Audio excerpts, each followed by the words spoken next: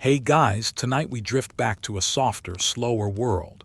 A world of flickering gaslight, heavy velvet drapes, and the faint perfume of lavender soap lingering in the air. We're visiting an Edwardian bedroom, somewhere around 1908. The electric age is creeping in, but here, light still sighs through gas mantles, and the night hums with quiet domestic ritual. Everything glows a little gold. You can almost hear the hiss of the lamp, and the creak of polished wood as someone, maybe you, gets ready for bed. You probably wouldn't survive this routine. Not because it's dangerous, but because it takes about 2 hours, several layers of clothing, and at least one servant who knows exactly how to unhook 28 tiny buttons without stabbing your spine with a corset pin. So, before you get comfortable, take a moment to like the video and subscribe, but only if you genuinely enjoy what I do here. And hey, tell me where you're listening from tonight, maybe what time it is there. I love seeing how far these sleepy stories travel. Now dim the lights, maybe turn on a fan for that soft background hum, and let's ease into tonight's journey together. Gaslight has a personality. It's moody, a little temperamental, and more romantic than practical. You stand by the brass wall sconce, hearing that faint pop as the mantle catches. A bloom of warm light spreads through the room, soft enough to flatter every face but bright enough to make you squint. It smells faintly metallic, a whiff of the industrial age, trying to look elegant. The walls are wallpapered in gentle patterns, maybe wisteria or cream damask, and everywhere you look there's texture. Fringe on the lampshade, lace along the dressing table, embroidery on the pillowcase. It's as if the whole room has dressed up just to go to sleep. You move across thick carpet, its pile muffling your steps. The bed, enormous and self-assured, stands at the center like a throne for dreaming. A brass frame gleams in the lamplight, each polished knob reflecting a miniature you. The mattress looks soft, but it's stuffed with horsehair and down, layered in a way that only feels inviting after several minutes of adjustment, like lying on a cloud with opinions. There's a faint hum from outside. Carriages still roll down the street. An early motor car might growl by, startling a horse somewhere in the mews. But up here in your private sanctuary, time feels syrupy. Historians still argue whether gaslight changed the Edwardian idea of intimacy, whether all that golden shimmer made people more theatrical or just more vain. One diary from 1906 mentions a woman painting her face by gas because she claimed it gave her skin a gentle bloom that daylight cruelly exposed. It's easy to see why. Gaslight blurs edges, softens lines, the original beauty filter, centuries before your phone invented one. You wander toward the vanity, the nerve center of evening transformation. Silver brushes, glass bottles, and tiny jars line up like soldiers. Everything reflects everything else. The lamp, your hand, the soft pink of the powder puff. There's a sense that cleanliness and elegance are not just moral virtues, but nightly duties. You pick up a small jar labeled Pond's Cold Cream. It's thick, milky, and faintly floral. Somewhere between luxury and chemistry, it promises to undo the grime of coal smoke and city dust. Edwardians were obsessed with purity, moral, domestic, and epidermal. Cleanliness is next to godliness, the saying went, but it also meant cleanliness is expensive. Running water was still a novelty in many homes, and the lucky ones who had indoor plumbing bragged about it like modern people brag about fiber optic Wi-Fi. In the corner stands a fireplace, the coals whispering as they fade. The warmth clings to the air, mingling with the smell of wax and powder. On the mantel, a small framed photograph, perhaps a lover, a brother gone to South Africa, or a child asleep in the nursery. You glance at it the way you might glance at your phone before bed, one last connection to the world beyond your room. You sit in the upholstered chair beside the bed and hear the small sigh of springs. This chair isn't for lounging, it's for stages of undressing. The Edwardian day didn't simply end, it descended through layers, like a ritual of retreat. There's a night bell by the bed, a tiny silver button to summon the maid, though of course, you'd never admit you use it. She's already been here earlier, turning down the covers, shaking out the pillows, and lighting the gas. Her ghost lingers in the crisp sheets and the smell of starch. Outside the window, a lamp flickers on the street. The glass is a bit foggy, condensation blurring the world beyond. You can make out the silhouettes of townhouses, the glimmer of wet cobblestones. The Edwardian night is alive in its own quiet way. Boots echoing down the pavement, laughter fading into distance, the faint mechanical click of a late tram. You run your fingers along the embroidered counterpane, tracing patterns that someone's grandmother stitched decades ago. Nothing in this room is fast or cheap. Every object carries memory, the brass key in the drawer, the linen sachet filled with dried lavender, the faint dust of powder that always seems to hover midair. And you can feel the tension of an age on the brink of modernity. Electricity exists, yes, in certain houses, certain rooms, but gaslight still rules the night. It's the last glow before the bulb takes over, before the soft hiss of flame gives way to the buzz of current. There's something tender about that moment. A fringe of shadow moves along the ceiling as you dim the lamp. You imagine yourself an Edwardian dreamer, suspended between centuries, between gaslight and neon. You breathe in beeswax, rosewater, faint coal smoke. This is what bedtime smelled like before synthetic fragrances conquered the world. Your reflection in the mirror looks oddly timeless. Maybe a little sleepy, a little smug, someone about to be tucked into history. You think about how many people, across how many years, performed this same simple act, turning off a light, drawing the curtains, surrendering to the dark. Outside, the city exhales. Inside, the gaslight gutters. The corset comes off slowly, painfully, gracefully, inevitably. You stand before the mirror, the light flickering on your shoulders, and realize this is not just undressing. It's unbuilding. Every garment, every lace edge, every whispered "hold still" is part of the nightly dismantling of your public self. The Edwardian day demanded structure, literal structure, steel, whalebone, stays, hooks, ribbons, seams. For women especially, the body wasn't entirely one's own until bedtime, and even then freedom came in stages. Your maid begins, deft fingers finding the laces that zigzag up your back. You hear the faint creak as the tension releases. The first breath you take feels extravagant, indecent almost, as the corset loosens and your ribs expand. It's a small, private rebellion every night, and tomorrow you'll be laced up again before breakfast. Historians still argue whether Edwardian women truly hated their corsets. Some letters describe the relief of removal like escaping prison. Others insist the garment gave posture, confidence, even pride. What's clear is that no Edwardian woman's wardrobe was complete without one. A body without a corset was like a sentence without punctuation, grammatically incorrect. You feel the weight of the day slide away as the maid folds the silk corset carefully, never crumpling the stays. It will be brushed with a soft cloth, aired on the stand, and ready again by morning. This particular corset, dyed pale pink and trimmed with lace, cost a small fortune, maybe a month's wages for the servant handling it. Now comes the rest of the unraveling, the skirt hooks, the petticoats, the camisole. One by one, they're peeled away. Layers of modesty transformed into small heaps of linen and lace. A tower of social expectation quietly collapsing at your feet. The Edwardian wardrobe was less about choice and more about ritual. You didn't just wear clothes, you performed them. Morning gowns for breakfast, walking dresses for errands, tea gowns for company, dinner dresses for candlelight.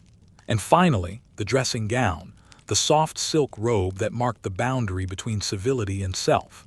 You slip it on now, its sleeves whispering against your skin like the first breath of freedom. Across the room, the gaslight wavers. Shadows from the lace curtains ripple over the bedspread like slow water. There's something almost aquatic about this ritual of unlayering, a slow descent through silks and cotton into the still depth of sleep. And while women had their corsets, men weren't exactly lounging in comfort. You can almost see the Edwardian gentleman across the hall, tall collar unbuttoned, braces hanging loose, fumbling with cufflinks. His undressing ritual was shorter but no less fussy. Shirt studs had to be removed, stiff collars detached and pressed for the next day. Even his hair, slick with pomade, needed to be combed through and wrapped in a net to avoid greasing the pillow. Fashion historian C. Willett Cunnington once joked that an Edwardian's bedtime routine took longer than most modern weddings. And you believe it. As you ease into your robe, you notice the scent of starch still lingering on your underclothes, the work of laundresses who boiled, beat, bleached, and ironed your garments into crisp perfection. Somewhere, maybe in a small scullery at the edge of town, someone's wrists ache from scrubbing the marks of your day away. You catch your reflection again, shoulders free, hair slightly disheveled, the tightness gone from your waist. The version of you that belongs to the public world, the polite, buttoned, corseted version, has retreated. What's left is someone smaller, quieter, human again. For Edwardians, privacy was a luxury, not a default. Bedrooms weren't always personal havens. They were shared spaces between spouses, siblings, or even servants tidying up.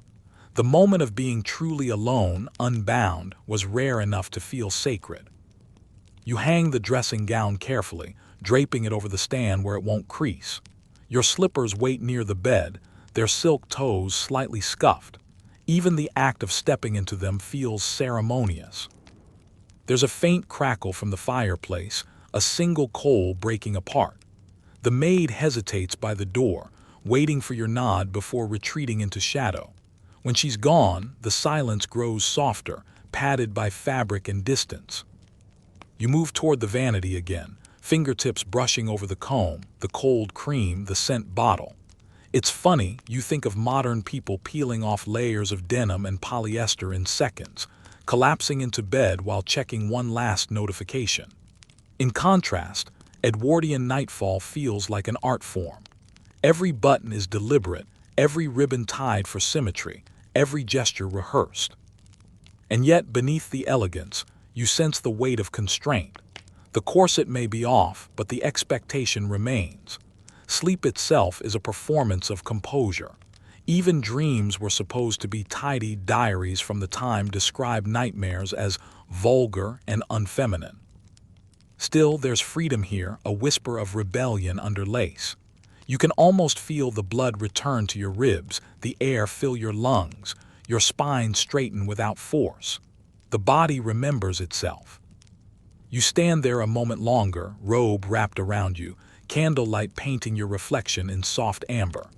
The city outside keeps moving, trams rattling, horses clopping, a policeman's whistle slicing faintly through the night. But here, the world slows. You reach for the hairpins, that's the next battle. But for now, you let the mirror hold your gaze, breathing in the quiet satisfaction of the unlaced hour. The corset lies folded on the chair, a relic of the day's performance. Tomorrow it will reshape you again. Tonight it just rests, a sleeping skeleton of silk and steel. The cold cream waits, thick and calm, inside its frosted glass jar, a small moon on your dressing table. You dip your fingertips into it and feel that cool, slippery texture, halfway between butter and snow. This is where the night becomes intimate, not in a romantic sense, but in the way ritual meets skin. Every Edwardian woman, and quietly more than a few men, swore by her pot of cold cream. The advertisements promised a complexion of rose and pearl, and the stuff delivered, at least in illusion. You massage it into your face, slow circles along your cheeks, the scent faintly floral, a whisper of almond and beeswax. It melts the day away, soot, powder, a trace of the city's smoke clinging to your pores. Cold cream was, in its own way, a marvel of chemistry. Long before modern moisturizers, it blended water and fat, usually almond oil or whale oil, into an emulsion that both cleaned and softened. Historians still argue whether the recipe's roots were Roman or Persian, but by the Edwardian era, it was as common as soap. You'd find it in gilt jars on vanities from London to Bombay. You lean closer to the mirror, the lamplight trembling in the glass. The face looking back at you isn't perfect, no one's is, but in this light it doesn't matter. Gaslight forgives everything. The cold cream adds a dewy sheen, and for a fleeting moment you look like one of those painted society portraits that hung in Mayfair drawing rooms. On the vanity lies an array of other beauty concoctions: rice powder, rosewater tonic, glycerin drops, even a tiny vial of freckle remover. The Edwardians feared freckles the way modern people fear unflattering lighting. You lift the bottle, amused by the claim: remove sun blemishes without harsh chemicals. The secret ingredient: mercury. Yes, really. You probably wouldn't survive this routine either. There's something charming and horrifying about how earnestly people chased perfection. Newspapers advertised electric belts for the nervous lady, creams laced with arsenic, and soaps that claimed to purify the blood through the pores. It's a wonder anyone slept at all with that much alchemy on their faces. But beneath the absurdity was a kind of faith that beauty and cleanliness were gateways to virtue. The Edwardian world ran on surfaces: polished, powdered, starched, and scented. Even at bedtime, the goal wasn't simply rest, but restoration. You blot your face gently with a linen cloth embroidered at the corners. It's faintly damp, cool against the skin. Somewhere in the folds of the house, water trickles, a servant filling basins, perhaps, or checking the pipes. Indoor plumbing, still new in many homes, was both a luxury and a hazard. Pipes clanged, cisterns leaked, and hot water often arrived lukewarm after a long negotiation with the boiler. Still, for the privileged, the bathroom became a sanctuary. You glance toward the connecting door. Through it lies your marble sink, its surface veined with gray, the tap handles shaped like little porcelain flowers. Water, clean and running, feels almost magical. 100 years earlier, you'd have sent for it in buckets. Now it pours at a twist of your wrist. You splash your face once more, then dab it dry. The air smells faintly of rose and metal, a blend of cold cream and gaslight, civilization distilled. You notice a small hand mirror, silver-backed, etched with initials. The glass is slightly warped, making your reflection shimmer at the edges. You hold it up, tilt it, study yourself as an Edwardian might, not for vanity but for reassurance. Does the face still look composed, presentable, worthy of being seen at breakfast?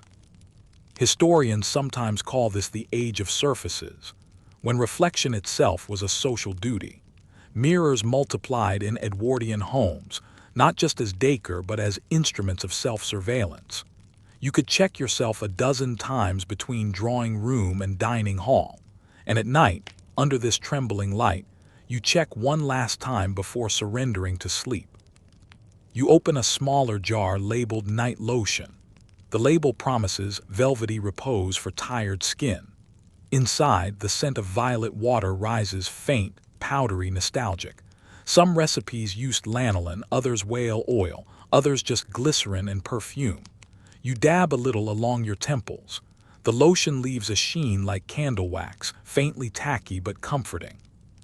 There's a certain tenderness to this part of the night, the quiet touch, the repetitive rhythm of care. You might laugh at it from a modern bed, but here, under gaslight, it feels like prayer. Each circular motion whispers something ancient: rest, release, renew. And there were men, too, performing their own secret vanities. A gentleman's dressing table might hold pomade, mustache wax, or bay rum aftershave. Some even used cold cream to soothe the razor's bite, though they'd never admit it aloud. Masculine grooming was a battlefield of denial, neatness admired, effort condemned. You sit back, closing the jar, the click of the lid sounding final, like punctuation at the end of a long day. Outside, the street lamp flickers. A dog barks somewhere down the lane. The house settles around you with soft groans of timber and pipe. Your face feels heavy, pleasantly drowsy under its thin mask of cream. The air tastes faintly of lavender and old brass. You catch your reflection again and realize how much ritual has passed between dawn and now. Breakfast chatter, carriage rides, polite smiles, letters, gossip, dinner conversation, 100 little performances. And all of them end here with this small, cooling touch. You lift the candle, blow it out, a thread of smoke curling upward like a sigh. The room dims to the hush of one remaining gas flame. Your skin gleams softly, your eyelids feel slow, and somewhere deep in the house, a clock begins to count the seconds toward tomorrow. The cream has done its work. You have unmade the day. Hairpins, the tiny, treacherous relics of Edwardian patience, are scattered across your vanity like black iron commas. You pluck one up, then another, and soon you're pulling them from your hair as if disarming a quiet weapon. Somewhere between 20 and 60 of them hide there, invisible to the casual glance but impossible to forget once they start falling loose. Your hair at last begins to breathe. It tumbles forward, heavier than you expect, like silk released from duty. The relief is immediate. Edwardian hairstyles looked effortless, but that illusion was built on tension, braids pinned tight, curls wired and puffed, and quite often false hair woven through the real. Yes, rats, as they called them. Little pads of stuffed fabric or collected hair used to give that fashionable bouffant volume. You might laugh, but tell me your modern hair extensions are any less theatrical. You pick up the boar bristle brush, polished wood handle, silver monogram, and begin the nightly count. 100 strokes. That's the rule. 100 strokes for shine, 50 for virtue. A 1909 beauty guide had claimed, and so generations brushed obediently, believing friction alone could polish the soul.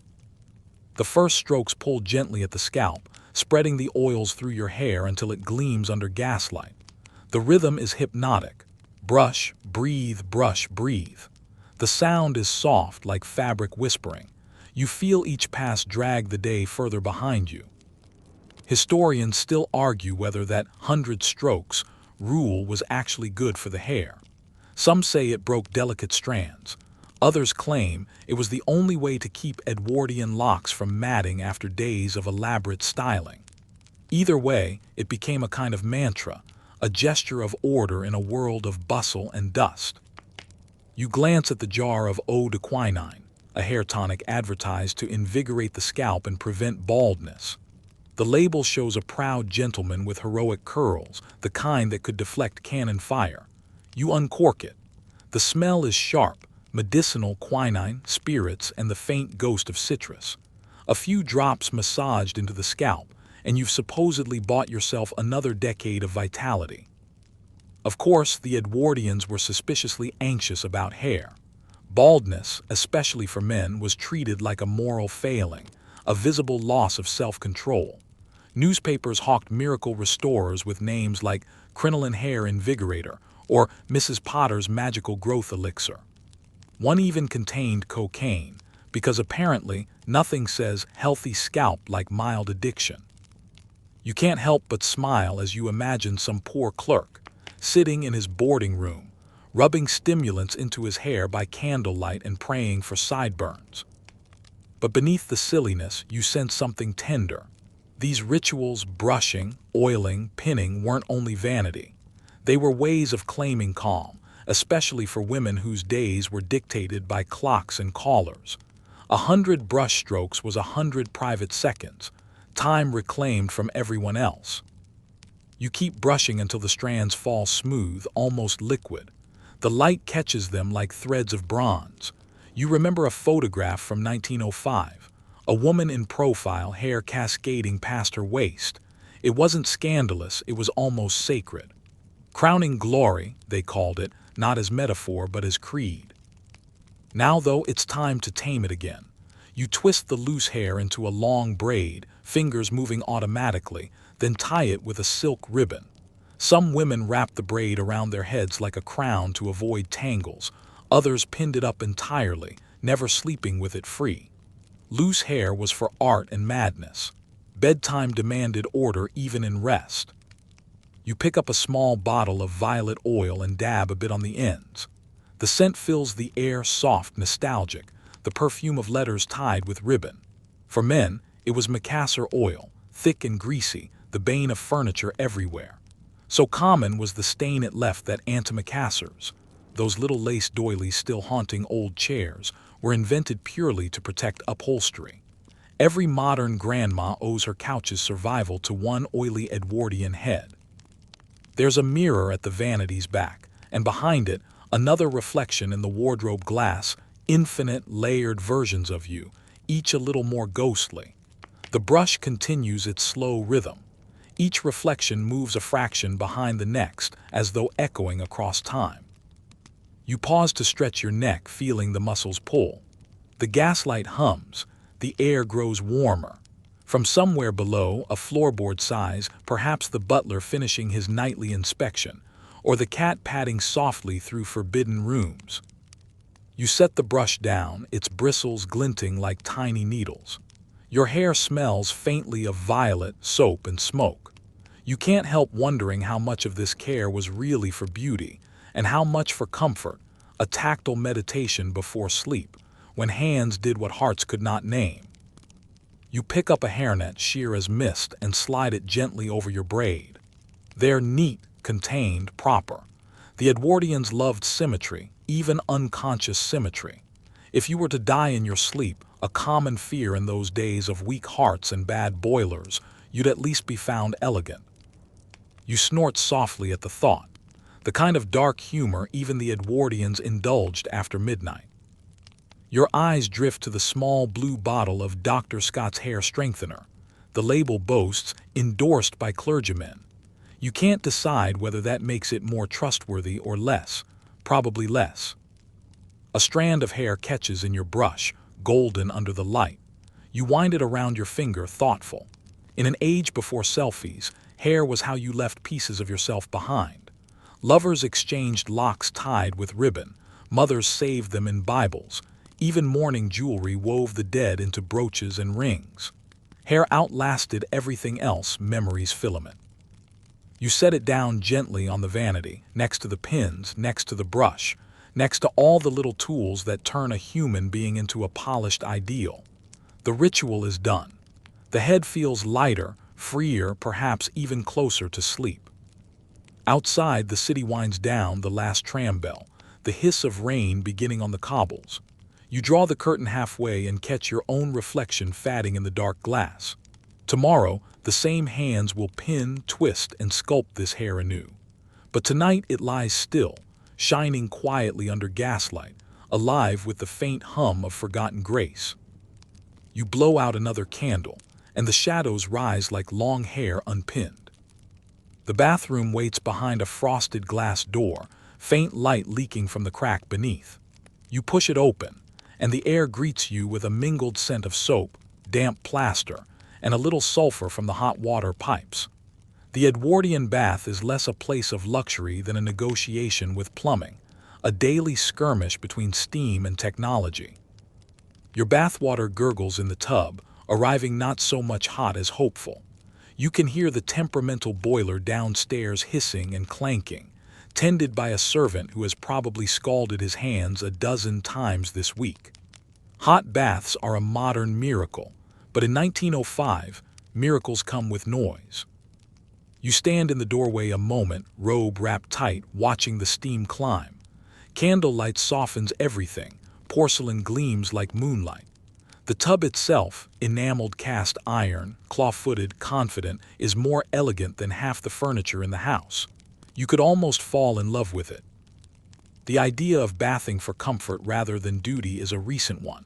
Not long ago, a full soak was a medical event prescribed for nerves or rheumatism. But Edwardians have begun to see it differently, bathing as renewal, as a kind of moral hygiene. One etiquette guide advised, a clean body is the courtesy of civilization.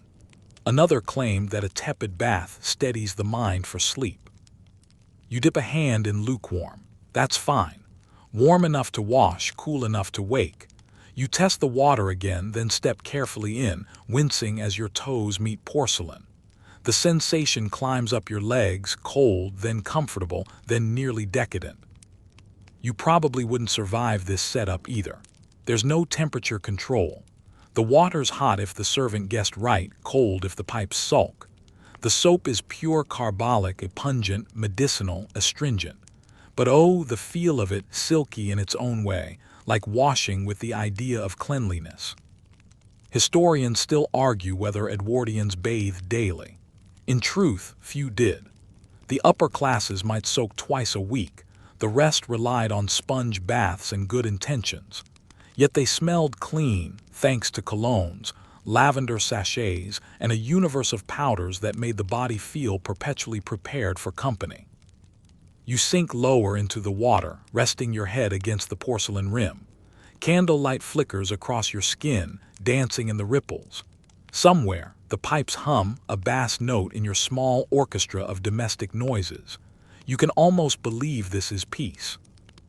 On the nearby stand, a glass bottle catches your eye, violet ammonia for the bath. It promises invigorating bubbles and a refined perfume. You pour a little in. The water clouds, then clears, releasing the scent of crushed petals and faint chemical sweetness. Early bubble bath, a frivolous luxury for an era that worshipped restraint. And yet here it is, an indulgence made respectable by etiquette. A lady's bath could last 40 minutes if she had time. Gentlemen were expected to be brisk. Still, the ritual crossed class and gender in its promise of relief.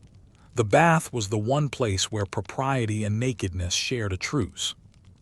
You reach for the sponge, natural sea sponge, yellow and irregular, soft when soaked.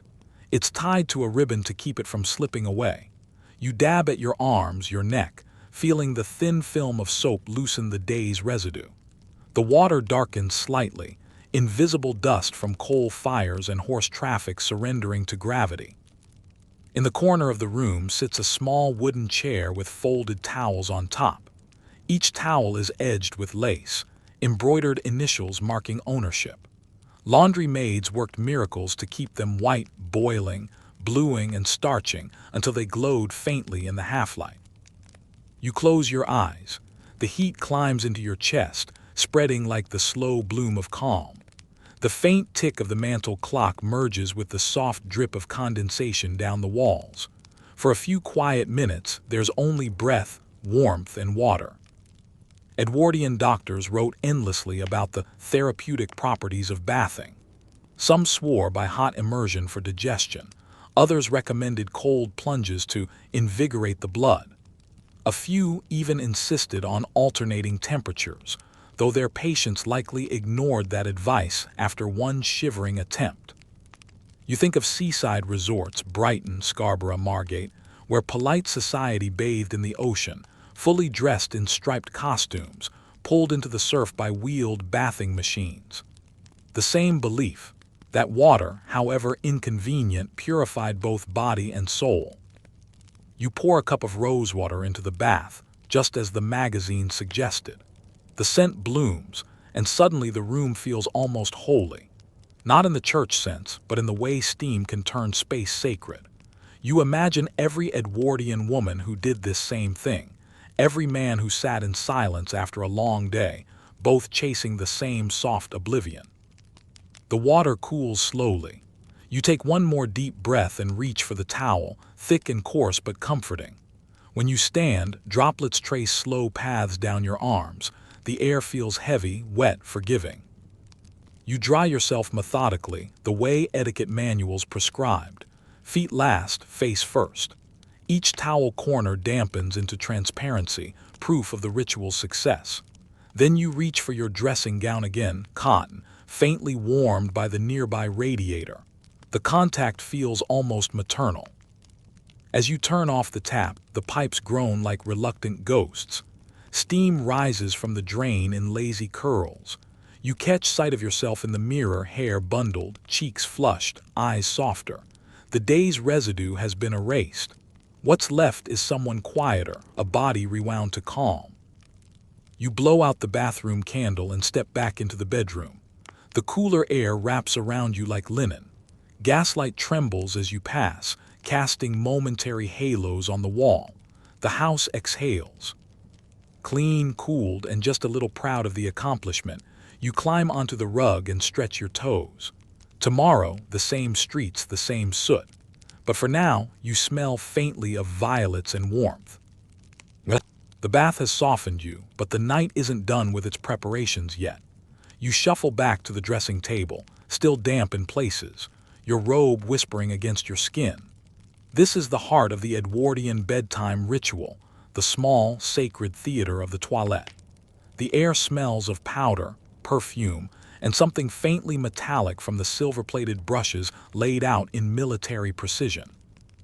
The mirror reflects a face you almost recognize: flushed cheeks, loose hair, eyelids heavy with steam. You sit down before the array of tools and tinctures, ready to perform the nightly alchemy that promised not just beauty, but virtue. For in this age, a clear complexion was considered moral proof. A clean face reflected a clean soul. You reach for the hairbrush first. It's solid, heavy, the handle carved from ivory or tortoiseshell if you were fortunate. The bristles, real boar, glide through your damp hair with satisfying resistance. The magazines of 1908 swore by 100 strokes before bed, not 99, not 101. Just 100 counted out like a prayer. You start to count under your breath. Each stroke releases a faint rustle and the smell of soap, mingled with the subtle, musky sweetness of natural hair oil. The Edwardians were obsessed with shine. Glossy hair meant health, and health meant everything. Some women swore by castor oil. Others rubbed in brilliantine until they gleamed like polished mahogany furniture. You can almost imagine the soft creak of corsets loosening in neighboring rooms as maids brushed their mistresses' hair by gaslight. You probably wouldn't survive this routine either, not because of danger, but sheer exhaustion. Between washing, brushing, pinning, and powdering, it's nearly midnight before most Edwardians even reach their pillows. And heaven forbid you go to bed with your hair unbraided. Tangles in the morning were considered a moral failure. Historians still argue whether the Edwardian obsession with grooming was born of vanity or hygiene. The line between the two was as blurred as a fogged mirror. A servant's brush might be disinfected with alcohol. A lady was rubbed clean with benzene or vinegar, harsh, flammable, effective. Everything smelled faintly of effort. You set the brush down, hair smooth as river silk. Next comes the face. You dip a soft cloth in rosewater, the universal tonic. It's cool, astringent, faintly dusty from the bottle's cork. You dab your forehead, your temples, behind your ears. The sensation is instant: freshness, a tiny sting, and then relief. An open jar of cold cream waits beside the mirror, pale and thick as candle wax. You scoop a fingertip's worth and massage it in slow circles, feeling it melt into your skin.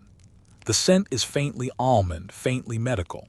A century later, the brand still exists, its formula barely changed. It was made from whale fat once, though you probably don't want to dwell on that now. The cream leaves a sheen on your face, a faint glow under the wavering gaslight.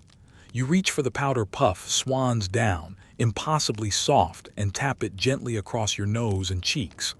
Clouds of white rise and settle again, blurring every imperfection. For Edwardians, beauty was partly concealment, not to alter but to soften. Somewhere in the back of your mind, you remember the magazine columns that dictated every gesture. Powder lightly before retiring, they said, lest the complexion lose its calm. Or the more ominous advice: no lady should permit the pores to remain open overnight. The skin was a battlefield. The goal was serenity. On the far side of the table, a tiny crystal vial catches your attention. Inside is something golden, oil of sandalwood perhaps, or a drop of attar of roses. You open it carefully. The fragrance is warm, sleepy, timeless. Just a dab on the wrists, another behind the ear. The scent lingers like a memory that won't quite leave. You imagine a typical Edwardian bedroom. Thick curtains drawn against the London soot, embroidered nightgown folded neatly, a carafe of water and a single glass beside the bed. The faint ticking of the clock marks time as you continue your ritual. Outside, a carriage passes. The hooves are muffled by rain. The next step is purely practical: the cleaning of teeth. The brush is small, bristles stiff, and the paste inside the tin smells suspiciously like soap. You dip the brush, scrub with determination, and try not to taste too much of the chalk. Some pastes boasted charcoal, others baking soda, and one daring brand added cocaine for invigoration. That one didn't last long. When you rinse your mouth, the water feels cool and grounding. You set the brush aside, wipe your lips, and reach for one final tool, the nail buffer. It looks like a tiny pillow covered in chamois leather. You rub it over each fingernail in turn until they shine like little moons. Smooth, reflective, modest. Even hands, the manuals claimed, should express moral cleanliness. By now, the table is a battlefield of open jars and spent powders. You stare at the array, the instruments of transformation, and feel oddly proud. The world outside may be noisy, industrial, impatient, but here, everything slows to the rhythm of care. You pause a moment, elbows on the table, chin resting in your palms. The mirror flickers with gaslight. For a second, you could almost believe you're someone in a painting caught between eras, between expectations. A body both ornament and engine. Then you chuckle softly. The idea of spending 40 minutes every night to prepare for unconsciousness feels absurdly human. We've always been this way, forever polishing the self before surrendering it to sleep. The last step, hair secured in soft braids, pinned neatly away from your face. You dust your pillow with a hint of lavender powder, as was fashionable among women who read the ladies' realm. A touch of scent promised tranquil dreams and a rested complexion. You blow out the gaslight. For a moment the room glows red, then dims to nothing. Only the ticking of the mantel clock remains, a soft reminder of time's persistence. You move toward the bed now, skin powdered, face cool, hair smooth, the faint echo of rosewater still clinging to the air. Every gesture has been a small act of faith. That care, repeated night after night, can hold back chaos. Your reflection vanishes into the dark. What's left is you, clean, prepared, and almost weightless. The bed awaits. The bed is waiting, vast and soft and faintly creaking under its own weight. The mattress is a deep, buttoned thing filled with horsehair and wool, the sheets crisp with starch, and the coverlet embroidered in pale thread that catches the moonlight through the lace curtains. You slide one hand across the surface, smooth, cool, slightly textured, as if the fabric still remembers the laundry maid's careful press. You pull the cover back and sit on the edge, the floorboards groaning in protest. The bed itself is an Edwardian marvel, half furniture, half fortress. The wooden headboard rises like the stern of a ship, carved with vines and curling scrolls, and the feather pillows are stacked like clouds against it. Beds in this era weren't just for sleeping. They were status symbols, the centerpiece of a room that announced prosperity through upholstery. But before you can lie down, there's a process. Edwardian etiquette was clear. One never simply climbed into bed. One retired. You first test the sheets with the back of your hand, warmth indicated good servants. Then pull the blankets down to exactly 1/3 of their height, ensuring the proper entrance angle. Even relaxation had rules. You stretch your legs, flex your toes, and let the robe slip away. Beneath it, your nightwear is as carefully chosen as any day dress. A cotton or linen nightgown, loose and flowing, maybe edged with lace or monogrammed initials. Silk was rarer, reserved for honeymoons and hotel stays. The modesty of the garment is deceptive. Its comfort was revolutionary. For women who spent their days trusting corsets, the nightgown was an act of quiet rebellion. You lie back against the pillows and the bed sighs under your weight. The sound is almost alive, wood settling, springs breathing, fabric adjusting to your form. You pull the sheets up to your chest and feel the faint scratch of linen softened by countless washes. It's cool now, but in a few minutes, your body will warm it like a cocoon. Outside, the city exhales. Somewhere, a hansom cab rattles past, the horse's hooves striking sparks on cobblestone. Gas lamps hiss on the street. You can hear the muffled clink of bottles from a milk cart making early rounds, life continuing in the edges of night. You think of Edwardian cities, half steam, half starlight. Streets filled with smoke, perfume, and the hum of electricity just beginning to replace gaslight. And yet, behind closed curtains like these, life still revolved around rituals that hadn't changed in centuries. The brushing of hair, the airing of sheets, the whispered prayers for peaceful sleep. You adjust the pillow, folding it beneath your neck. It's firmer than a modern one, the feathers tightly packed to hold their shape. On the bedside table, a glass lamp flickers, its light dimmed low to a honey glow. The air carries the faint scent of beeswax polish and lavender sachets tucked into the corners of drawers. A small clock ticks softly beside you, not the electric kind, but one you wind by hand, its mechanism a gentle heartbeat. The ticking becomes hypnotic, steadying your breathing. Historians still argue whether Edwardians truly slept better than we do.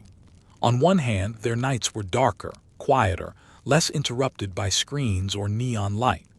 On the other, they went to bed later, often around midnight, and woke early for cold morning routines.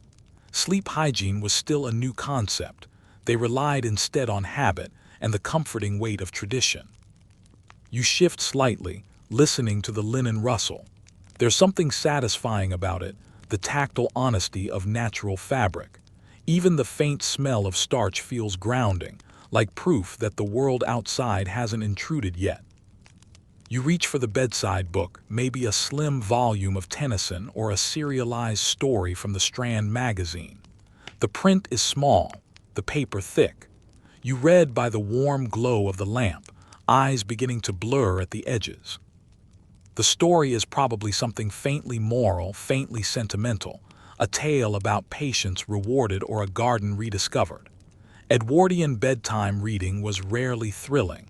It was meant to soothe, to prepare the mind for dreams. A century later, the effect still works. Halfway through the story, your hand drifts from the page to your lap. The book tilts slightly, the paragraph unfinished. The room hums softly, not with machines but with silence itself. You can hear your own breath, the faint settling of wood, maybe even the whisper of your own pulse in your ears. You close the book gently and place it beside the clock. Then you reach for the cord that controls the lamp's wick, pulling it lower until the flame dwindles to a faint blue glow. The room is now mostly shadow, except for the square of silver light that lies across the floor. And there at the foot of the bed sits an unexpected relic, a small porcelain foot warmer. You nudge it with your toes, still warm from earlier. These were filled with hot water and tucked beneath the sheets, the Edwardian equivalent of an electric blanket.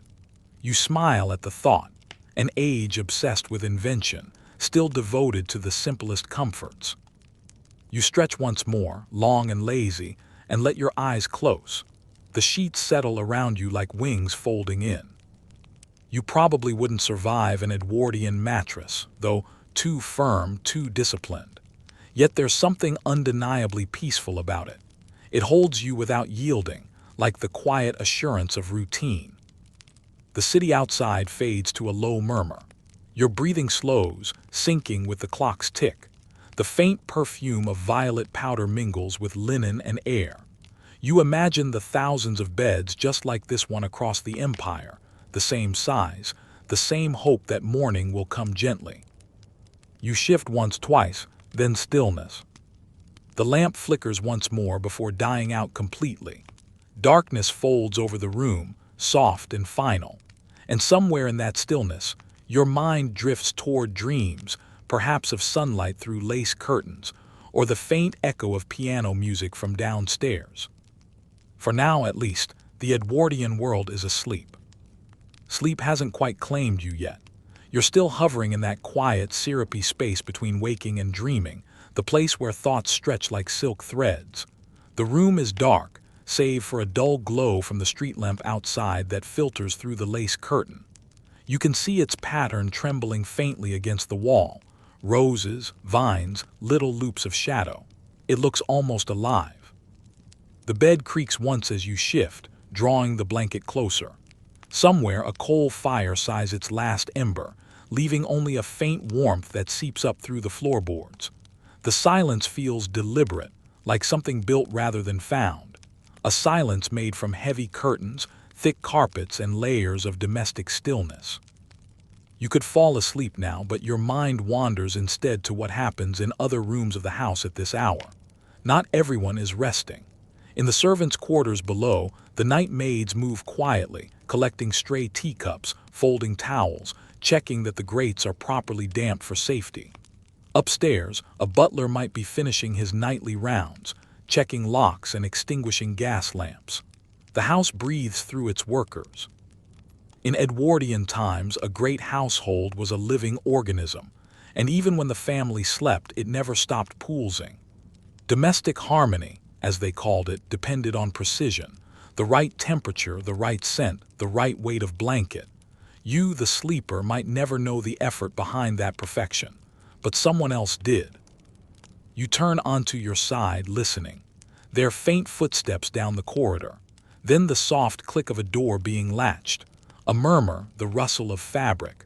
The world below stairs is always half awake, even when you're dreaming above it.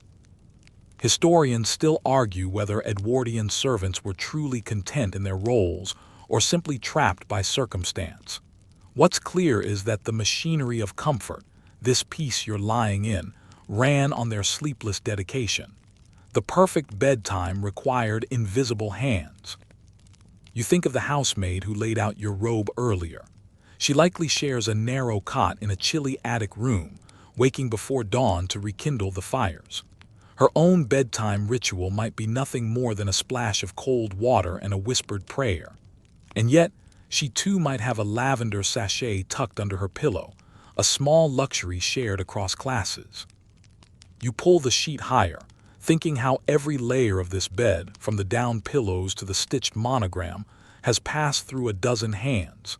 The empire may be sprawling and industrial, but sleep remains handmade. A distant church bell strikes midnight. 1, 2, 3 slow chimes that seem to vibrate through the air like ripples. In Edwardian superstition, midnight was the turning hour, when dreams carried messages and the veil between sleep and spirit grew thin. You open your eyes, half amused, half intrigued. The Edwardians adored a touch of mysticism. Seances, dream journals, crystal readers, they filled parlors and dinner parties with whispers of other worlds. And at night, the same people who discussed electricity and telegraphs would blow out their lamps and pray for prophetic dreams. The thought makes you smile. For all their technology, they were still enchanted by the irrational.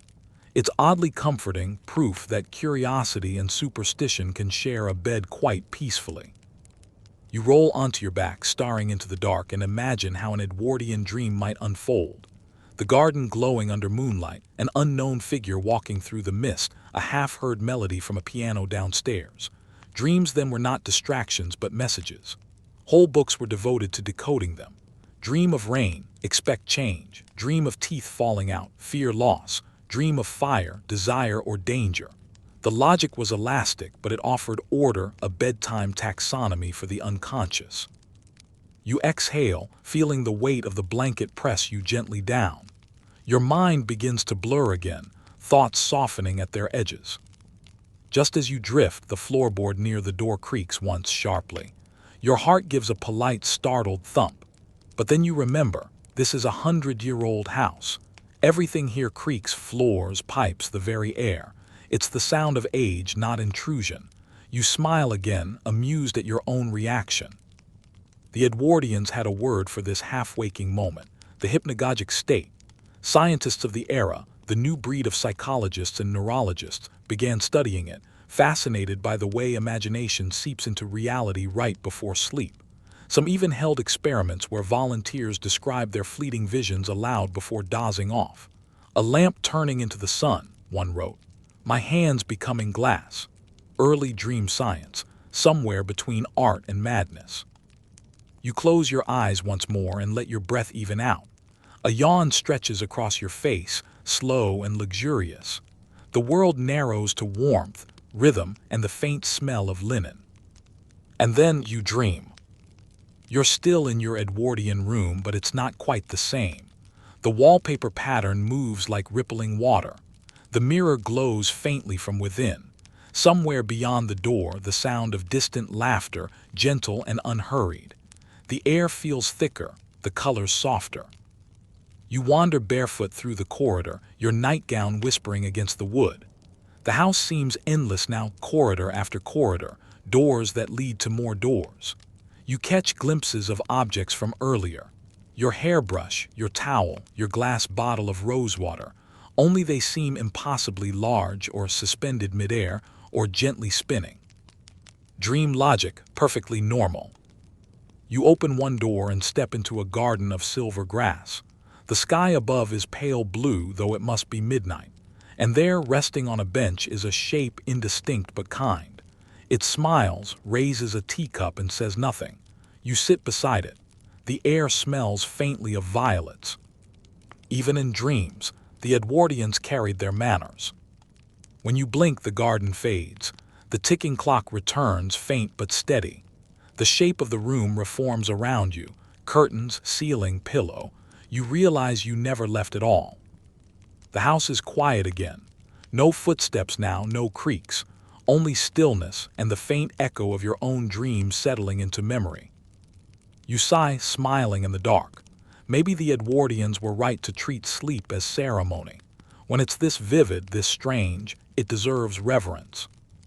Your body relaxes completely.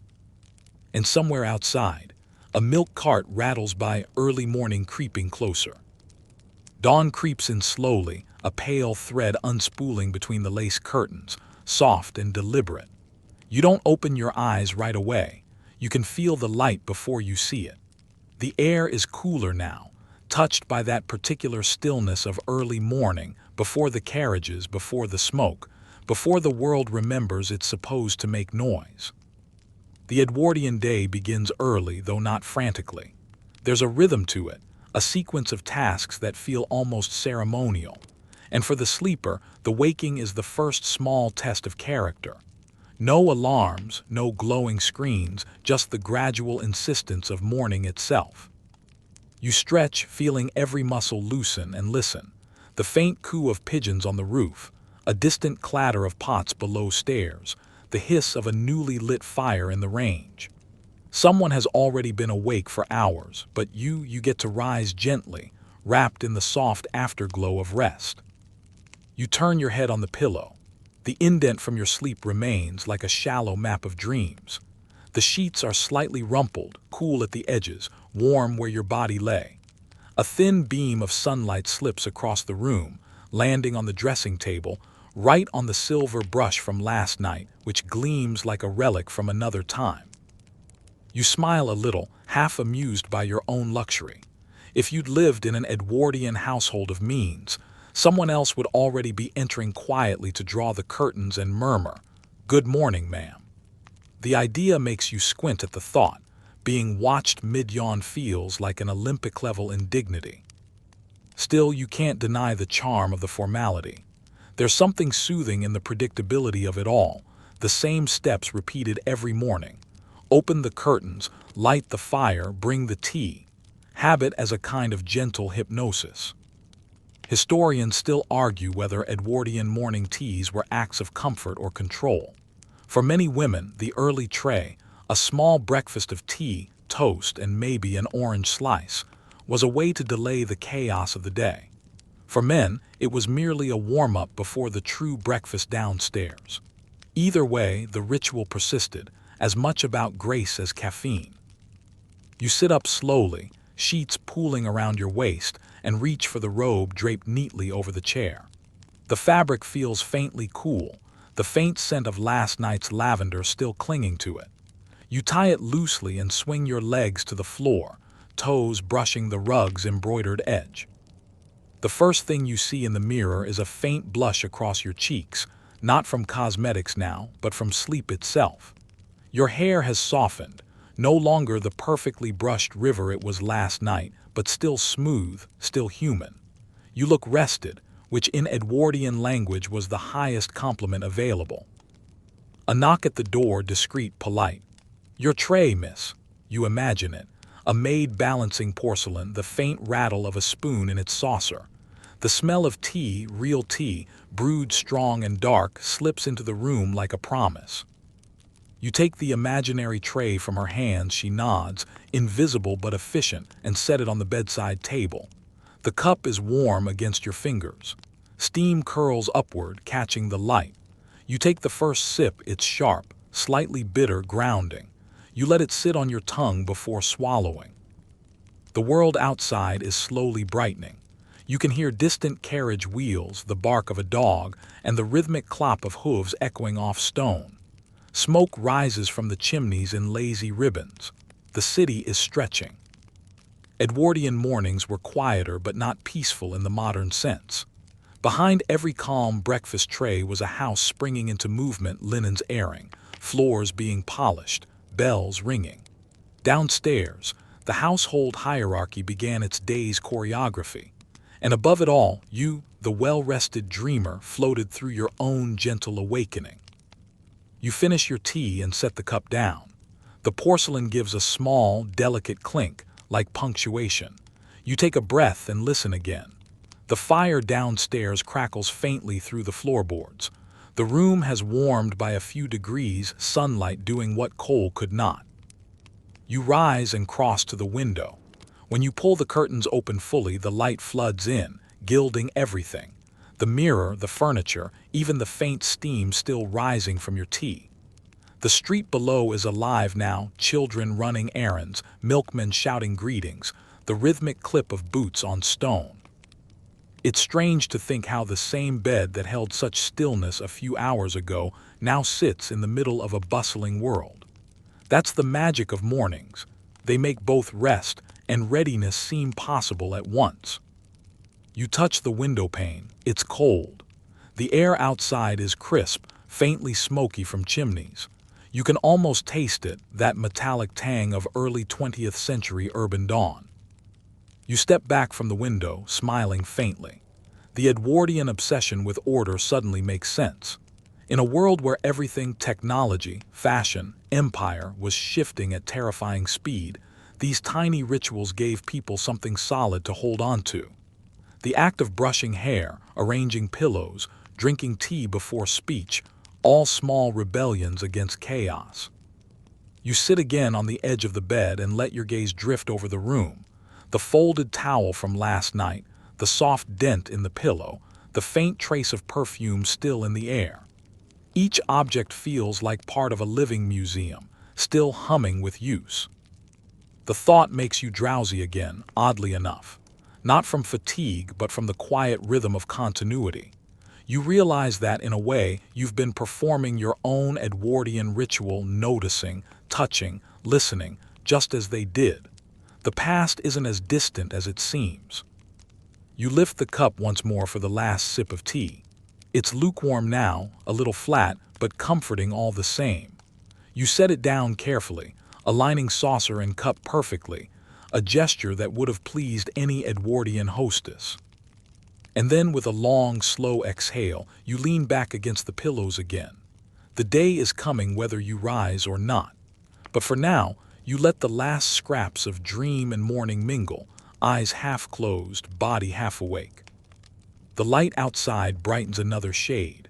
Somewhere below, someone hums a tune, a lullaby turned inside out, sung to wake rather than to sleep. By mid-morning, the house is in full swing. Downstairs, the copper pots gleam, breakfast trays clatter, and polite chaos hums behind closed doors. But you are still in your quiet room, lingering in the soft afterglow of rest. Outside your window, the Edwardian world stirs like a clockwork toy. Milkmen calling, newspaper boys weaving through traffic, women in hats briskly taking their morning air. The light has changed, no longer shy and pale but bright, golden, gently revealing everything it touches. You draw the curtains open fully, feeling a faint chill from the glass. The sash window creaks slightly as you unlatch it. Cool air rushes in, bringing the mixed scents of the city, damp stone, coal smoke, and the faint sweetness of lilac from a nearby garden. The Edwardians adored fresh air. It was practically a moral imperative. Air the room was not merely housekeeping advice, it was a philosophy. To breathe stale air was to invite moral decay and ill health. To let in the breeze was to renew the soul. Even sick rooms were kept drafty by design, their windows wide despite shivering patients and disapproving cats. You take a deep breath, imagining the invisible science and superstition swirling together in that simple act. Somewhere, an Edwardian lady's maid might be doing the same thing, opening windows, shaking out linens, clucking softly at dust motes that dared to settle overnight. Behind you, the room feels different now, alive again, animated by motion and purpose. The morning's light picks out every texture, the lace edging on the coverlet, the faint ripples in the mirror glass, the gleam of brass on the bedposts. You walk to the dressing table, where the small tools of transformation wait like patient servants. There's the soft brush, the mother-of-pearl comb, the tiny jar of rouge with its cracked lid, the powder puff faintly tinted from yesterday. Each object has its place, its quiet dignity. In the Edwardian world, to make one's toilet was not a phrase of plumbing but of preparation, an unhurried ritual that blurred the line between hygiene and performance. Even the humblest person, if they could, took pride in this daily ceremony of self-restoration. You pick up the brush. Its bristles are cool against your palm. You drag it gently through your hair, and the sound, that slow, rhythmic whisper, fills the stillness. Each stroke seems to erase the remnants of sleep and replace them with something deliberate, composed. 100 strokes a night, they used to say, for beauty and health. But in truth, it wasn't about numbers. It was about the rhythm, the calm repetition, the way a simple action could coax the mind into stillness. As you brush, you imagine the countless women who once sat at such mirrors, duchesses, typists, artists, maids, all tethered for a few minutes to the same motion, each one building a small, private armor of poise before facing the day. You catch your reflection again. The mirror, slightly clouded at the edges, flatters in its own gentle way. It doesn't demand perfection. It forgives. Modern mirrors are ruthless, all glare and accuracy. The Edwardian one, by contrast, tells you what you need to believe, that you are well rested, softly luminous in the morning light. You smile faintly, amused by how persuasive it is. Then curiosity leads you to the dressing table drawer. You slide it open with a quiet rasp. Inside lies the little empire of personal care. Hairpins, ribbons, perhaps a bottle labeled eau de cologne, and a folded scrap of lace that smells faintly of rosewater and starch. Everything in its place, a world contained in a drawer. In Edwardian houses, cleanliness was an aesthetic, not just a duty. The surfaces gleamed, but not in the sterile way of modern glass and chrome. Their shine came from touch, from the daily rhythm of hands polishing wood, folding linen, tending to metal. You run your fingers over the table's polished edge. It's warm, faintly sticky from the natural wax that coats it. Someone polished it by hand, perhaps long ago, humming under their breath as they worked. A clock on the mantel ticks softly. Time itself seems slower here, stretched out, civilized. You think of the invisible work happening elsewhere in the house. The scullery maid scouring pans, the gardener clipping roses, the cook testing her sauces. Every sound fits into a symphony of routine. The Edwardians were obsessed with order, but their order was not cold, it was human, scented with lavender and bread and coal smoke. It wasn't efficiency that guided them, it was comfort, familiarity, the reassurance that life, like tea or sunlight, could be measured and managed. You pour a little water from the jug into the basin, watching it shimmer in the porcelain bowl. The surface trembles, catching the window's reflection. You dip your fingers in, it's cold. You splash it onto your face, gasping softly as the chill wakes you fully. No running water here, no electric hum. Just the small, satisfying ritual of water carried, poured, and used. It's astonishing how something so simple feels so grounding. As you pat your face dry with the linen towel, you realize this was their meditation. These tiny gestures of washing, brushing, arranging. They slowed the mind, ordered the body, and made room for the day to enter gently. Outside, a bell rings, perhaps from a passing tram or a shop being opened. The world beyond the window is unmistakably modernizing, but inside this room, time seems undecided. The moment hangs between centuries. You pause, leaning on the windowsill. For all their rules, the Edwardians lived in a beautiful kind of contradiction, yearning for progress, but haunted by the past, embracing technology yet addicted to ritual. They believed they were living in the dawn of a permanent perfection. You sip the last of your tea, now quite cold, and set the cup aside. The sound of distant conversation drifts up from the street. Horses snort, wheels clatter. Somewhere, a piano begins to play a faint, cheerful tune. The day has begun, but still you linger. You take one more look around the room, the unmade bed, the silver comb, the sunlight sliding across the wall, and feel, with sudden tenderness, how carefully this world once tried to make beauty out of the ordinary.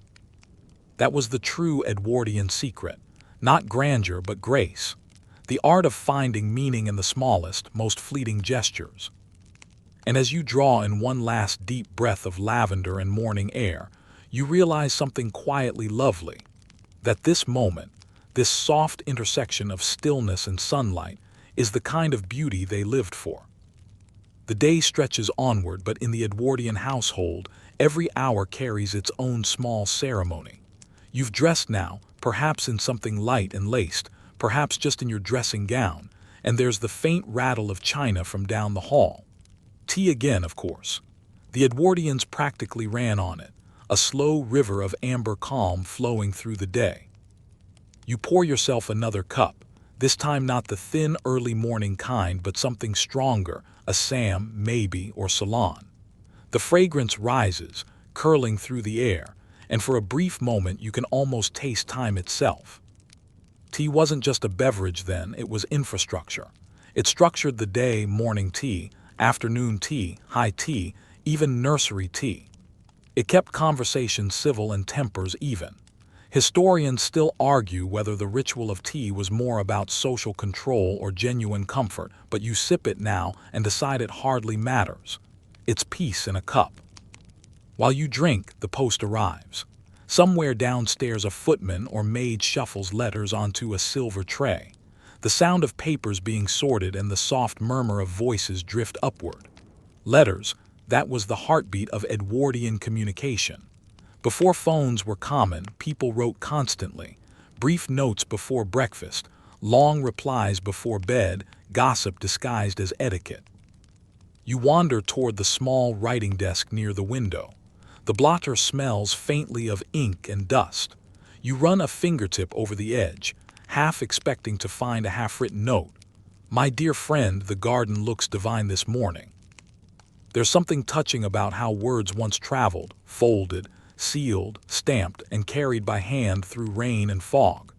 Now you just text someone. Then each message carried ceremony and patience. The paper was thick, creamy, faintly rough to the touch. Even choosing it was a ritual. The right stationery for morning correspondence, another for formal invitations.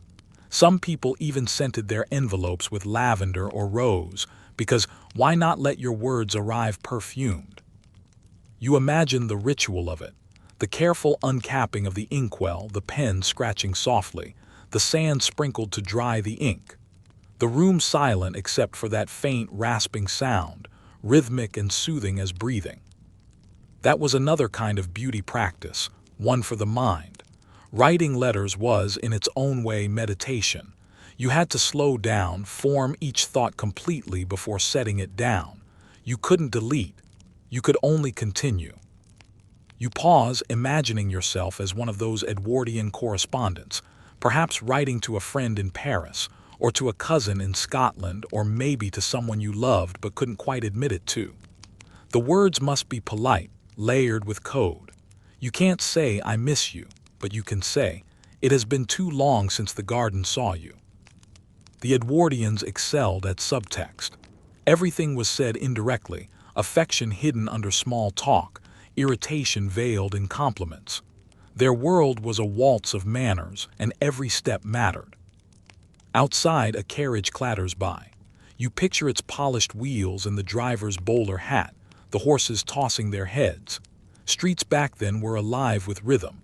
Hoofbeats, bells, laughter, the constant murmur of commerce. Beneath it all lay the invisible network that kept everything moving: gas pipes, tram lines, telegraph wires. Their version of modernity humming quietly under cobblestones.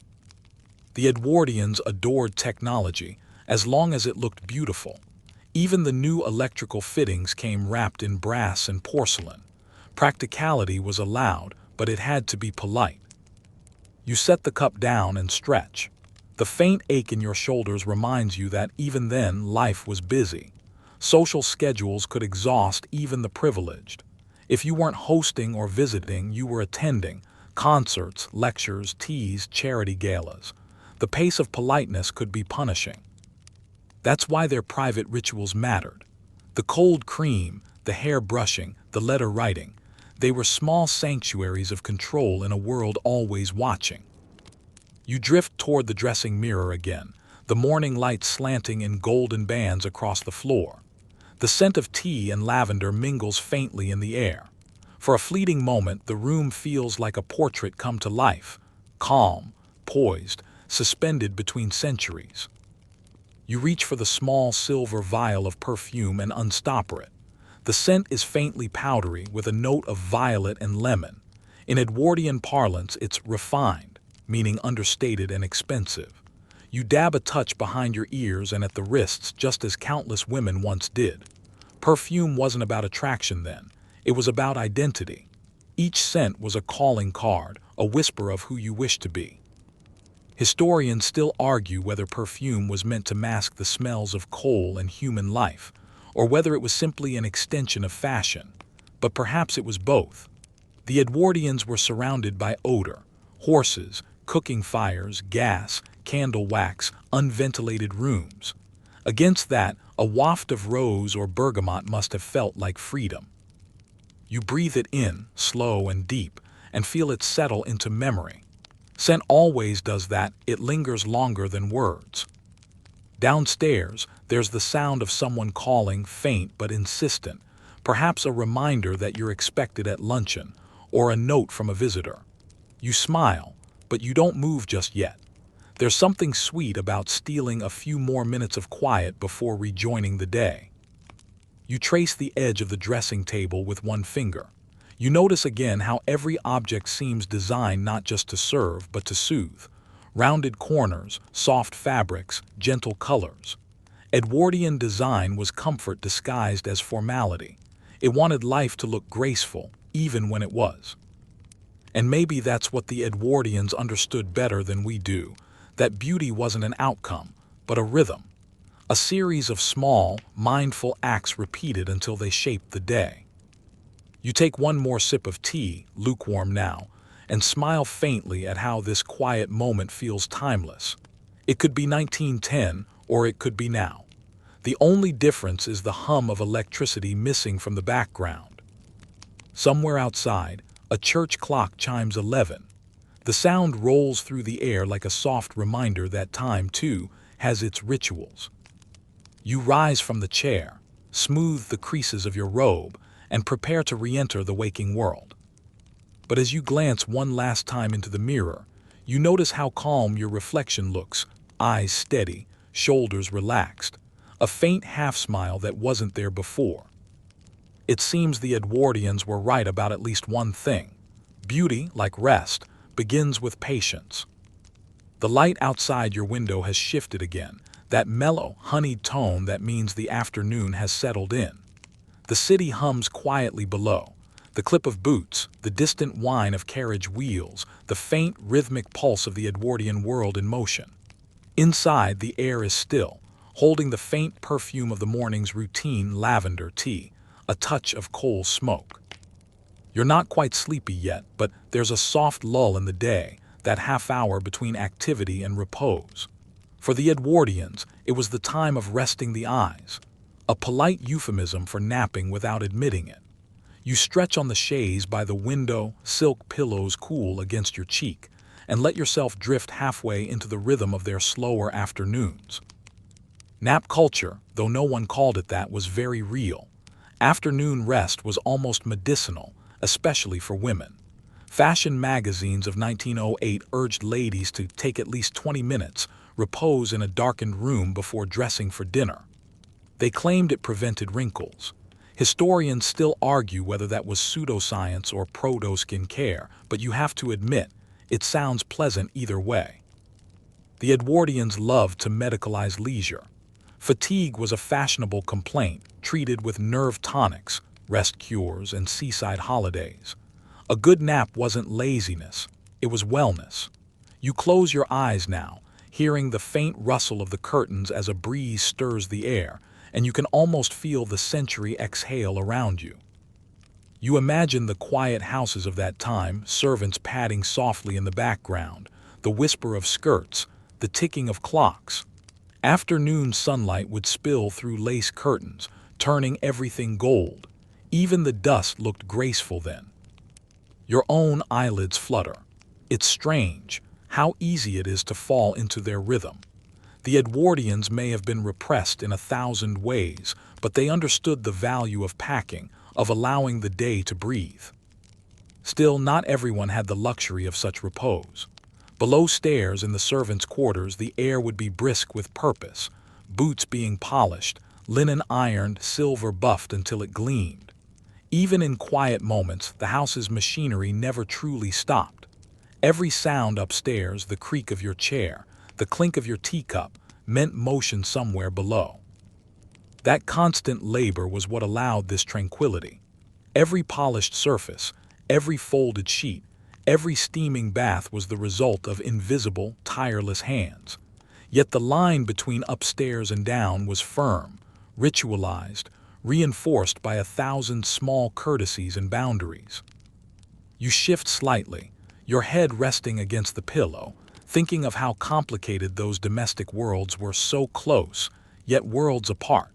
And yet oddly, both shared a devotion to order.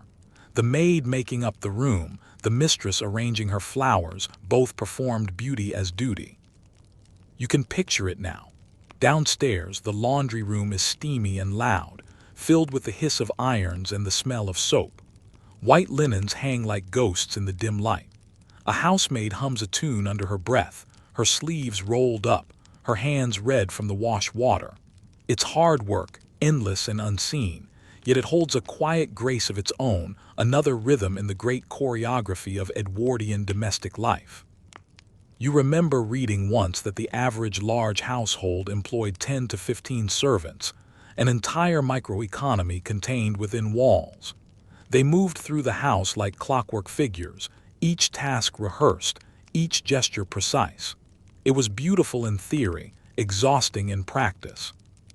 Historians still debate whether this system was elegant or oppressive, but either way it worked until it didn't. Within a decade, the Great War would unravel the pattern forever. But you're not there yet. For now, the air still hums with peace, and you're lying comfortably in a golden patch of afternoon light, safe inside a world that still believes in order. You shift again and sit up slowly, feeling that strange clarity that follows a brief rest. Your body is light, your thoughts gentle. The sunlight now glows warmer, sliding across the floorboards toward the fireplace. On the mantel, the clock ticks softly, its face surrounded by gilded cherubs, their expressions frozen in eternal contentment. You notice a book left open on the small table nearby. You pick it up, curious. The pages are yellow, the binding soft from use. It's a beauty manual, of course, something with an optimistic title like Hints for the Complexion and Household Harmony. You flip through, smiling at the earnest advice. To cure freckles, apply sour milk nightly. To ensure calm sleep, place a violet beneath your pillow. To preserve youth, avoid anxiety and onions. You can't help but laugh softly at that last one. There's something oddly charming about the Edwardian faith in recipes and rituals, as if the universe itself could be soothed by the right mixture of rose water and good manners. You close the book gently and set it back down. Outside, the sound of a piano drifts faintly through the window, someone practicing a waltz perhaps. The notes rise and fall with an unhurried grace, each one landing like a heartbeat. You think about how music, too, was part of their daily medicine. Playing the piano wasn't just entertainment, it was self-regulation. The steady rhythm, the repetition, the control, it kept the nerves steady and the mind calm. Even listening felt like breathing more slowly. You lean back once more, letting the music and sunlight mingle in your mind. This is the world at its most balanced. Comfort without excess, elegance without rush. For a brief, weightless moment, you wonder whether they ever realized how fragile it all was, how quickly their polished rituals would fade.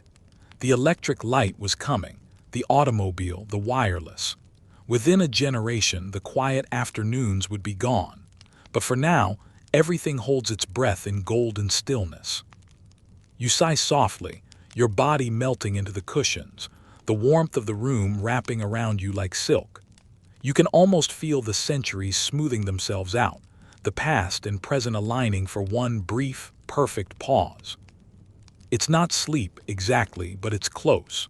The kind of rest that doesn't require closing your eyes, just listening, breathing, and remembering that once upon a time, the world turned slowly enough for everyone to nap. The light fades sooner than you expect. One moment the room is awash with lazy gold, and the next, the edges begin to blur into soft gray. Outside, the evening has started its quiet work, lamps being lit one by one. A thin curl of chimney smoke rising into the twilight, footsteps changing tempo as people hurry home. You rise slowly, stretching. There's that small, satisfying stiffness in your limbs that only comes from an afternoon well spent, one balanced between idleness and gentility. The room feels different now, its brightness replaced with something intimate. The mirror on the vanity glows faintly in the half-light. The silver hairbrush gleams like a moon. This is the hour the Edwardians called toilette de soirée, the evening dressing ritual. If morning was for recovery, and afternoon for decorum, then this moment was for transformation. You weren't merely preparing to go out. You were preparing to be seen. You light the gas sconce on the wall, the small flame blooming with a hiss. Shadows stretch elegantly across the room. The mirror reflects you twice, once in light, once in shadow, and you think how the Edwardians must have loved this time of day, when everything looked soft and forgiving. You sit before the mirror again, and there it is, the familiar array of bottles and brushes, now caught in the glow. The air smells faintly of talc, roses, and warm metal. The dressing table is no longer a workstation, it's a stage. Evening beauty was serious business. Manuals of the time gave pages of instruction on how to ready the face for company. First, a cool rinse with rose water, then a touch of glycerin for moisture, followed by a whisper of rice powder to dull any shine. Rouge was allowed if discreet. Too much and one risked looking theatrical, too little and you'd appear wan, like a governess under duress, as one columnist joked. You imagine performing the steps now, dipping the cloth in the cool basin, patting your face dry, dusting the powder lightly across your cheeks. The air fills with a faint cloud of white, and for a heartbeat you look like a ghost of yourself. You smile faintly at the irony, all this effort for an illusion of effortlessness. Historians still argue whether the Edwardian obsession with natural beauty was feminist defiance or social performance, but either way it required discipline. The best face, one lady's manual declared, is the one that appears untouched, though much care has been given. You pick up a little pot of rouge, the color a deep, flattering pink called coral bloom. Inside it smells faintly of wax and rose oil. A fingertip dabbed, a soft pat along the cheekbones there, warmth returns to your face. The same motion, repeated nightly like punctuation in the story of self. Perfume next, always the finishing gesture. The Edwardians believed perfume had moral character, florals for purity, musk for mystery, citrus for energy. You open the vial you used earlier, the violet one, and the scent rises like a sigh. You dab it at the hollow of your throat, then along the folds of your gown. Somewhere outside, a piano plays a soft mazurka. The sound floats through the evening air like memory itself. You pause, hands still, listening. The melody feels familiar, something wistful, maybe Chopin. The Edwardians adored melancholy in music, the way it stirred the heart but didn't quite wound it. You glance at your reflection again. In the gaslight, your skin glows faintly. The rouge has settled naturally. Your hair gleams where it catches the light. You look less like yourself and more like a carefully drawn version of you, a portrait rendered in warm tones. And now the question, where are you going tonight? Perhaps a dinner or the theater or a quiet supper with friends, or perhaps nowhere at all. Dressing up, after all, was as much about ceremony as occasion. You imagine stepping out into the Edwardian evening, the sound of horses on cobblestone, the gas lamps haloed in fog, the perfume of rain on wool coats and violets pinned to lapels. The air hums with the faint electricity of a world on the cusp of modernity. But there's a secret thrill to staying in, too, slipping into a robe of silk instead of a corseted gown, lounging by lamplight with a novel instead of conversation. The Edwardians might not have called it self-care, but they practiced it all the same. The ritual of winding down began even before bed. A slower pace, a softer voice, a final hour to reassemble one's composure after the spectacle of the day. You unfasten the collar of your gown and let your shoulders relax. The mirror catches the gesture, and for a heartbeat you meet your own gaze, that calm, slightly amused look that comes when a person realizes they're free for the night. The evening has a texture now, silk against skin, lamplight in corners, the faint ticking of the mantel clock keeping rhythm with your breath. You can almost feel the warmth of the fire that would have been lit in chill months, its light flickering across polished brass. You think of all the homes across Edwardian London, each one moving through this same choreography, people dressing, undressing, reading, sipping, waiting. The city like a living body, each window a heartbeat. There's a peculiar comfort in imagining it, the shared humanity of evening rituals, even across time. The same gestures repeat themselves century after century. Cleansing, brushing, perfuming, dimming the lights. Technology changes, longing doesn't. You rise from the vanity and cross to the window. The street below is a river of gold, the gas lamps burning steady now. In one of the houses opposite, you glimpse a silhouette, another figure moving by lamplight, adjusting her hair, perhaps humming to herself. For a moment, your lives overlap in silence. Two strangers, separated by time, united by ritual. You smile faintly, draw the curtains closed, and turn back to the room. The mirror reflects only the lamplight now, the shape of a glow, the ghost of your motion. Evening has arrived fully, and with it, the first whisper of night. The night at last has settled in. Not the noisy kind, not the theater crowd spilling onto wet streets, nor the carriages clattering home, but that deeper, slower sort of night that arrives when all the city has exhaled. The air is gentler now. Somewhere far off, a clock strikes 10, then stops as though too weary to count further. You feel it, that small, soft click in the mind that says, enough of the day. It's time for the final ritual. The Edwardians treated bedtime as a ceremony, almost as elaborate as dressing for dinner. It wasn't simply going to sleep. It was preparing to dream with dignity. Bedrooms were designed for it. Heavy curtains to keep out drafts, embroidered quilts, ivory-handled hairbrushes, a candle or two in glass shades that glowed like captured suns. You move through the room quietly, turning down the gaslight until the flame trembles, low and amber. Shadows bloom like velvet. The silver comb gleams dully on the vanity, the faint scent of your perfume still hanging in the air. On the bedside table lies a book, a small green one, its pages slightly curled at the edges. Perhaps it's a volume of the sketch, or a serialized novel, or a collection of sentimental verse. Reading before bed was a favored pastime among the Edwardian gentlefolk.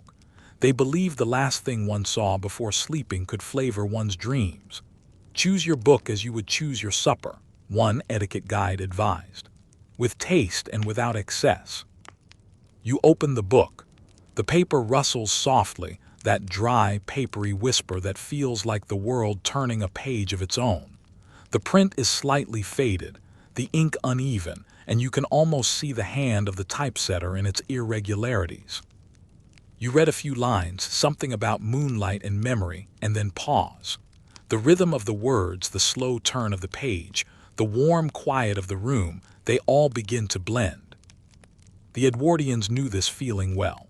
They were a generation obsessed with rest and appearance, and yet, beneath all the refinement, they were tired. They lived in an age that was both modern and burdened by nostalgia. Electricity and gaslight, telephones and telegrams, all the conveniences of the new century, but hearts that still longed for the steadiness of the past. That's why bedtime rituals mattered so deeply. They were the only hours one could truly belong to oneself. You can almost see it. A housemaid moving softly through the corridor, carrying a brass warming pan from room to room, sliding it between the sheets to chase away the chill. The quiet hiss of coal settling in the grate. The faint hum of a lullaby from downstairs, or maybe it's just the sound of the pipes sighing as they cool. You draw the coverlet back. The linen smells faintly of lavender, just as it should. The Edwardians believed lavender fortified the spirit against restless sleep, and who could argue? You smooth your hand across the pillow and sit on the edge of the bed, feeling the day slip away inch by inch. There were rules even for undressing. Never rush and never linger, one ladies' magazine wrote. To disrobe with grace is the mark of composure. You smile at the thought, how even the act of folding a gown could be moralized. Yet there's a quiet beauty to it. The deliberate care of every motion, the way time itself seems to slow when you move gently. You remove your jewelry first, the soft clink of a brooch placed on the table, the cool slide of a ring off your finger. Then the faint, satisfying whisper of silk against skin as you let your evening dress fall into your waiting hands. The fabric pools like liquid shadow. The room feels larger now, quieter. You slip into a nightdress, the cotton soft and loose. For a moment the mirror catches your reflection once more, but this time it's not adorned, not arranged. Just you, pale and serene, candlelit, suspended in the hush of the hour. The manual said one must always brush the hair before bed 100 strokes exactly. It clears the mind and the scalp alike. You take up the brush, its bristles firm but kind, and draw it slowly through your hair. Once, twice, 3 times, the motion is hypnotic, the sound soft as wings. As you brush, your thoughts drift. You imagine Edwardian nights across the country, the quiet rhythm of countless brushes, countless sighs, the small private noises that fill the hours when the world stops performing. In one home, a mother hums to a child. In another, a man writes a letter he'll never send. Somewhere, a servant folds napkins for the morning, her hands moving automatically through the folds she's done 1,000 times. And above it all, the night, vast, dark, mercifully slow. You set down the brush. The candle has burned low, a thin curl of smoke rising where the wick bends. You blow it out gently, and the world contracts into twilight. Your eyes adjust, and you can just make out the shape of the room, the faint gleam of brass on the bedstead, the curve of the dressing table, the ghost of your reflection still floating in the mirror. You lie back, the linen cool against your skin, the blanket soft and heavy. The ceiling above you is dimly visible, cream turned gray, gray turned shadow. There's that sound again, the clock ticking, a rhythm steady enough to fall asleep to. It's strange, isn't it, how the past always ends in silence. After all the bustle, the etiquette, the invention, everything returns to this: a person, a bed, a quiet room. You close your eyes, and for a moment you can feel time folding over you like another blanket. The Edwardians, the Victorians, the medieval dreamers before them, all sleeping now, all doing the same small human thing. The lavender scent deepens in the cool air. Outside, the gas lamps burn lower, and the city turns softly in its sleep. You let your breath match the ticking of the clock. Inhale, exhale. And with that, the day, the century, drifts gently away. The The darkness outside has turned the faintest shade of blue, that liminal hour before dawn when the world holds its breath. Somewhere, a milk cart rattles over cobblestones. The first bird begins its hesitant trill, and you, half awake, half dreaming, hover between centuries. It's morning in Edwardian England, or almost. Your eyes open slowly, greeted by the faint silver of early light seeping through the edges of those heavy damask curtains. The room smells faintly of last night's fire, a soft ghost of smoke and lavender sachet. The air feels chill, but the kind that makes the blood wake gently. In this suspended moment, the house is still. You can hear the muffled creaks of life beginning below, a kettle being filled, footsteps of servants padding across wooden floors, a door closing softly so as not to wake the master or mistress. And you lie there, cocooned in linen and quiet, feeling the edges of sleep dissolve. Edwardian mornings were delicate performances, just as their bedtimes were rituals of restraint. A proper awakening began with stillness.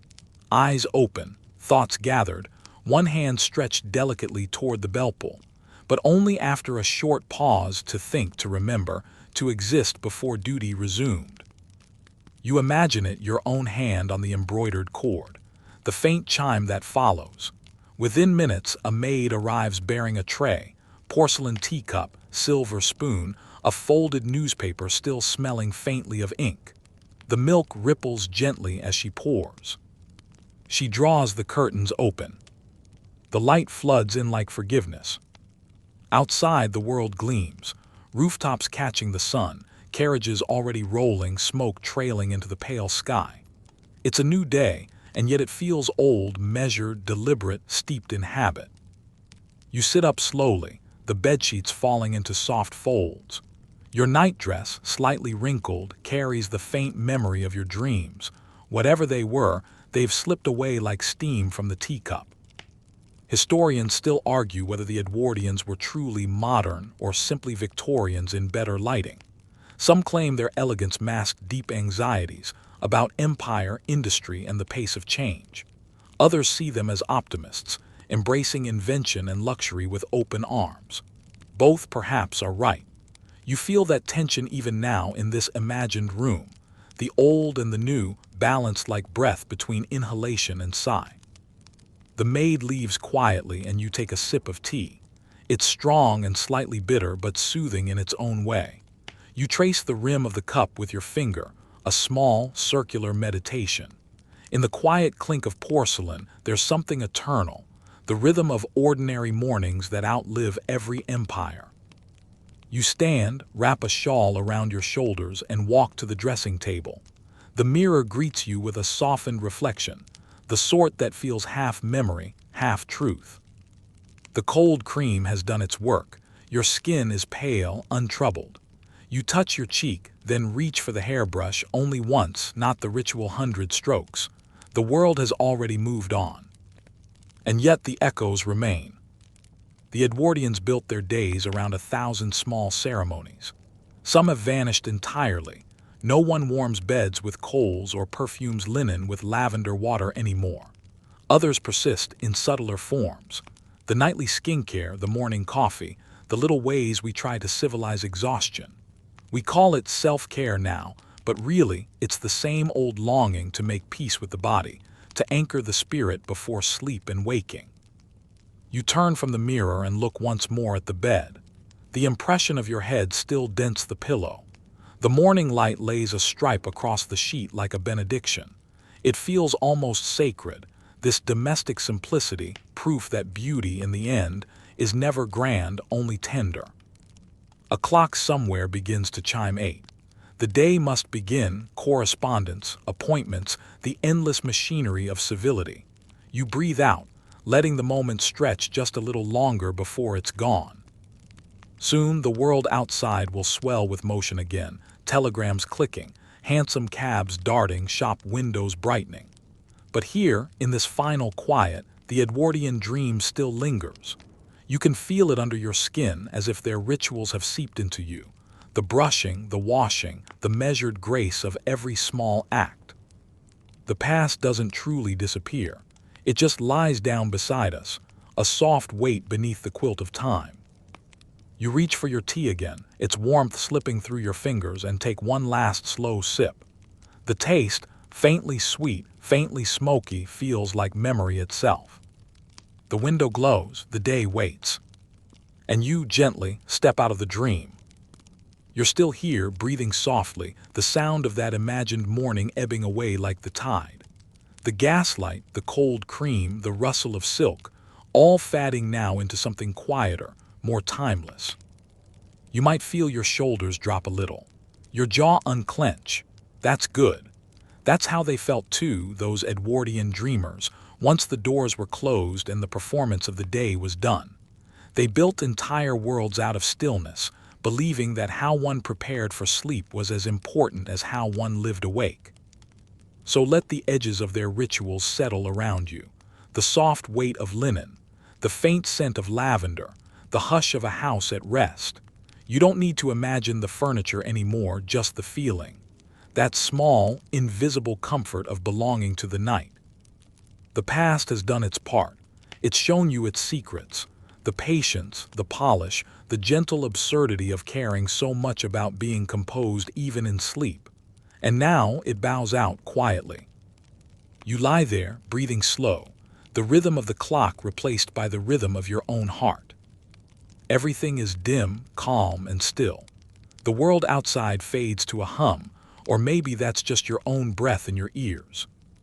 You don't need to do anything more. No more rituals, no more thinking. Just let the lavender linger. Let the century close its eyes around you. And as the last trace of gaslight flickers out, you drift, softly and completely, back into your own kind of Edwardian dream. Sweet dreams.